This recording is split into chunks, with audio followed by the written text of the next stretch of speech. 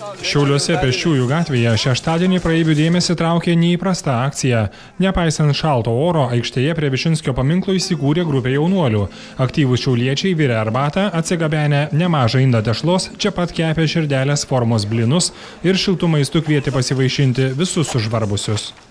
Vienu metu, iš tikrųjų, daugelis savivaldybių, daugelį miestelių vyksta ši akcija analogiška, tai taip, kad, sakykime, čia bendras toksai projektas gavosi gražus, kuris, tiesiog visiems miestiečiams, sakykime, primena, kad egzistuoja tokia jaunimo sąjunga ir kad mes egzistuojame, esam čia kartu ir akcijos pavadinimas yra mūsų širdelės jums. Tai tiesiog norim savo širdim, sakykime, taip pasidalinti su miestiečiais ir sušildyti šią šaltą dieną. Gimtadienį švenčiančius jaunimo organizacijos atstovus aplankė ir aktyvę veiklą kartu pradėjęs dabartinis Seimo narys Andrius Šedžius.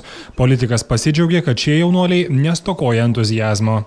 Tikrai šaunuoliai, jaunieji socialdemokratai, Šiaulių miesto skyrius, kad susiorganizavo ir nepabūgo šalčio ir dalinasi gerą nuotaiką su šiauliečiais, švęsdami 20-ąjį Lietuvos socialdemokratinio jaunimo sąjungos gimtadienį ir savo iniciatyvą iš tiesų dalina ne tik tai blynus ar arbatą, bet ir gerą nuotaiką visiems.